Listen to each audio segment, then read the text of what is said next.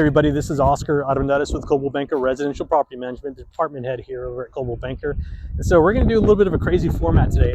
Michael's with me, he's behind the camera, and we're going to kind of interview each other through this process that we're going to do. And what we're going to do is we're going to take you through an actual vacant property that we have right now. Now, this property is a property that went vacant at the end of February. So as we're doing this video, it's March 12th. Beautiful Lubbock, Texas day. It's windy, so you know this is not AI. This is a windy day in Lubbock, Texas. But this property is ready, good to go. We had a previous tenant, they moved out, staff came in, got the turnover, it's ready to go, it's going on the market. But we're gonna do this walkthrough as if maybe you're a new owner and you're deciding, what should I do with our property? And how do you evaluate what needs to be done? And then we're gonna show you how we evaluate what needs to be done on a turnover. So, kind of very first thing that we're gonna do is we're gonna talk about this property as if we were a new owner coming on. So one of the things that when we're determining value is we wanna kind of get an idea of an overall curb appeal. And this is a great property. It's got great curb appeal where it's at. And then if you'll look over here, you can see that this property kind of butts up to an alley right there. It's not the end of the world. But the other thing that I want you to pay attention to is we're here on Colton Avenue. And so that street right over there is 96th Street. And so we want to see is being on a corner where we're not really on a corner, but you can see that there's a little bit of traffic coming in. And if you look down this way, so this way is Chicago Avenue, and we all know that Chicago is one of the busier streets. And so this property is set back far enough from this busy intersection that, hey, you know, this is probably a pretty good little location. We're looking at overall condition of the property. Things are good. You know, obviously we're looking to see if we have a sprinkler system. This property does not have a sprinkler system. There was a time in my career when I used to tell people, don't worry about a sprinkler system, but hey, if you got one, get it working, because this will actually help you keep your grass green. Obviously you've got this tree when it's in full bloom. It makes it tough for grass to grow right here. But for the most part, for a rental home, this is relatively, you know, good curb appeal. We've got these situations right here, and oftentimes a lot of owners say, do we need to address that? Well, it's definitely not going to hurt if we do it, but does it need to be done to get the property leased out? And the answer is no. We leased it out already once before, but it would never hurt to get things done. And so when we're walking through a property, what we're doing is we're just taking little mental notes. If this is the only thing that was wrong with the house, we probably would just let it ride and see with what needs to happen. Or maybe once we get the property leased out, once we have revenue coming in, it's a whole lot easier to make those repairs once we have the revenue coming in. So we're just going to make a mental note of that right now. Hey everybody, it's Michael. We're inside, out of the wind now. I wanted to take you through and kind of give you a glance at what we look for in a property. Now, keep in mind, this is one we've been managing for a little while, so we're a little bit more familiar with it, but process would kind of be the same, even if it was a property that we were just taking on board or doing an evaluation for. So we do several pass-throughs through the house, but first one's going to be kind of quick just to kind of get an evaluation of where it's at. I'm looking here, I see a couple things, but for the most part, paint looks pretty good. It's clean, same kind of pattern. Really, it's pretty clean. Carpet, flooring looks good. Paint on the walls, nothing big, nothing major. It's a pretty good looking property. You can look at the bathroom, look at the fixtures, just get kind of an idea of condition, cleanliness. That's kind of what we're looking for on this first pass. So Michael, at this time, are you kind of noticing any things on your initial walkthrough right now? I am kind of taking a note, seeing a few patterns, maybe of a few things that maybe we'll want to talk about or kind of keep a mental list of, and then kind of evaluate as we look through the rest of the property. Same kind of pattern in the living or in the dining space, really pretty clean. If we come into the kitchen here, it looks pretty good, pretty clean. I mean, this is a sharp little property.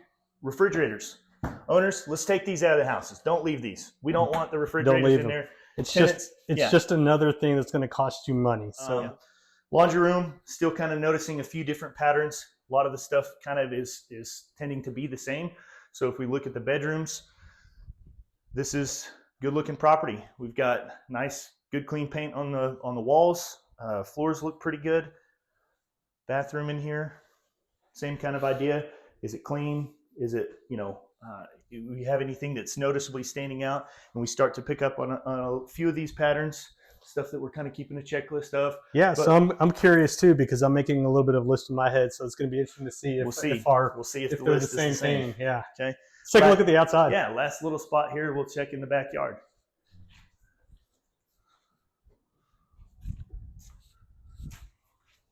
mean, really, for the most part, pretty clean. What do you think, Oscar? I think this is a nice property. This Yeah. is definitely a No, sharp it's a property. really good property. I mean, you can really look at the fence. Fence looks good, like solid fence post, stain. It's nice. I mean, it's a good little area. So let's talk a little bit about the things that were building up in your head and my head, and let's see how we would address these with an owner. Okay. Okay, so Michael, we're back from the very beginning, and so now let's talk about the little things that you're noticing and tell me how you're going to counsel an owner on this. Okay, right off the bat, kind of what I noticed is really paint looks good, everything else looks good, but what I noticed in this first room, this living room, is a little bit of wear and tear on this wall. Okay, even coming over into here, looks like could be some furniture or maybe a couch, something like that was put up on the wall. So I noticed this, but outside of that, pretty good in this room. Moving in from the living room around the corner here, we are going to look at the main bedroom. And the thing I noticed kind of coming in here was a little bit of the paint chipping along the doorway. Oscar, what do you think about this? Is this something that you caught too? Or? Yeah, this was something that I noticed that as we were walking through, like, would we mention this to an owner? Yes, it just initially in that first walkthrough was something that was just kind of building, and you'll see that we actually have one of our vendors in the past, that's actually that did the make ready on this, and so it's kind of we're live and in the field. That's right. So one of the things that we like to look for too is patterns. If this is maybe a one-off, or if this is the only doorway or trim that needed attention, is it something that we could leave? We don't know. That's kind of what we're trying to evaluate and look at. But as we notice, we get more into this chipping along the trim here. We start to see a little bit more, and we think, okay, this might be kind of a developing pattern that we could look at and say, is there any more spots in the house like that maybe need attention? So let's go take a look. Okay, so we're in the kind of dining area, and to sort of follow the same clue, Michael and I were thinking the same thing, like these little things. And again, what we're noticing now as we're doing the second walkthrough is this continuous problem that we need to start addressing to some capacity. So as we look in here, walls and everything look really good over here. In this area, when we were doing the turnover, we chose to leave this wall alone because you can't ever really just do a spot painting and stop spot painting. You'll never be able to manage that paint up perfect. Just go ahead and go from a corner to corner. But again, we're operating off of the premises. This is a new property, so we're just taking a look at it.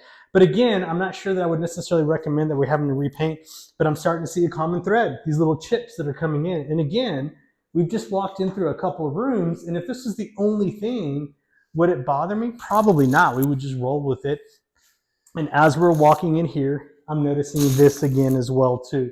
And so one of the other things that I noticed that as we walk through here in this area, we're noticing this area back here in the laundry room. Laundry rooms are kind of tough because there's not a whole lot of people that are coming in. And again, if this was the only thing, we really wouldn't address it. But as we start seeing kind of this chipping paint, and it's most likely from things being moved in and out, is starting to build this story. So is it worthwhile just getting addressed?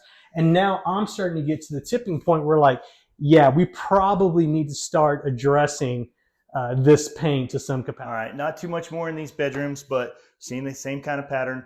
Walls, really, they look good. They're painted well, but here we go again. Trim probably needs to be addressed. And it's hard because, Oscar, when I was looking through the camera, you don't really notice it, right? You don't see it. Like if you're looking at it from here, it doesn't show up as well, but when you're in person, it's stuff that stands out. And especially whenever you have a property that's got the rest of the paint looking this good, this is probably something that is going to stand out maybe even a little bit more so to a tenant or vendor. Yeah, and you're right. And this is a lot of reason why we like to do our pre-leasing. And sometimes we'll just go ahead and push a photo out on the market where we know that it's not perfect, because on camera and the video, you won't be able to see it. So we want to limit those days of vacancy and get them out there as quickly as possible. So yeah, you're right. It doesn't show up necessarily on camera as easy until you start looking at it. But again, I see that, we're starting to hit these little touch-up spots here. Same kind of pattern. Could use some trim work here, especially in this room. We start to see where this whole section really could be used to paint. I mean, you could find some spots on every part of it. So at this point, what do you kind of think, Oscar, would be our recommendation for, what would you recommend for this owner on condition?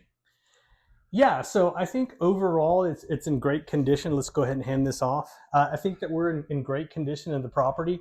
I'm also noticing a few things, like right here in this part, there's some discoloration. So what we're now talking about is, okay, if we're gonna have our vendor coming out here and getting things fixed and painted and done, how much more is it to really get him to get this taken care of? And so what we want to do is we want to ask to see if it's worthwhile. And so as we're coming in right here, and actually we've got our vendor right here, and we can kind of talk to him a little bit right now. So you can see he's taking care of some of these things, and we're going to go ahead, and because this is our turnover, we're going to go ahead and paint from wall to wall right here. But we work with Sergio quite a bit. He's one of our main vendors that we have. He does a great job for us. And one of the things is that when you have a vendor, it's really good to have a vendor that you work with that can kind of see some things that you typically don't. Now, it doesn't necessarily mean that we're going to do the things. Sergio's job is to say, hey, what about this? What about this? And we eventually have to sort of kind of cut it off and say, yeah, you're right. We don't want to open up a can of worms. But the secret is to get yourself a good vendor. Get yourself somebody who's in line with you to understand with what needs to be done. So we're going to go ahead and ask him right here. So we're talking right here. We've done some of the make-ready things, and I think that the property manager sort of made a determining factor of what needed to happen. But because he's done a good job of doing the touch-up, we feel like these little painting chips around here are really starting to become a little bit more of an issue. So Sergio, let me ask you this. To come around through this house, we've already done it. I know that it would be ideal for you to do it in the initial term, but now that we're coming in after the fact, how much do you think that we're looking at just to go ahead and paint all the trim around the house? Like I mentioned earlier, man, we go $300. You get a whole all doors trimmed. I mean, anything you want. Awesome. So this is one of these rare times, like sometimes we've got to go and get the vendor. They got to come back out of here. We try to do video to help out, but whenever you have the vendor right away, getting this answer. And so what this is doing in my head is, okay, if this was a new owner that was coming on and they had already done some work and they may have already spent some money, we may feel like just spending the extra $300 is going to be worthwhile because it may reduce your days on vacancy. It may not necessarily justify getting an increased money in rent, but it may justify the price that we have. So, hey, Sergio, thanks a whole lot, man. Appreciate you, man. I'll let you get back to it. So this is just one of the ways that we're walking through the property on a new property as we're onboarding. Again, some of these things we may let slide.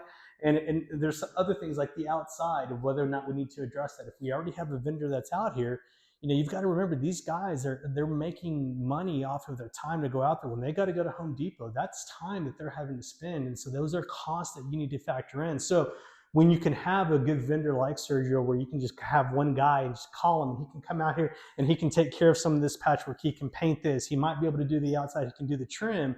This really helps out to speed that process because, again, what we're talking about is lowering your days of vacancy. So the faster you can get the work done, the faster you can get it leased out. All right, guys, thank you for spending some time with us today. Again, this is just one of many different scenarios as to why a property, may or may not be leasing out is conditioned. But it was good for you to kind of see that and see the condition aspect. If you have questions about your property or why it might not be leasing out, please click the link, schedule with me. It'd be a 15-minute call. I'd love to answer any questions or even come by and do an evaluation at your property like this. But we appreciate you spending some time with us today. Thank you.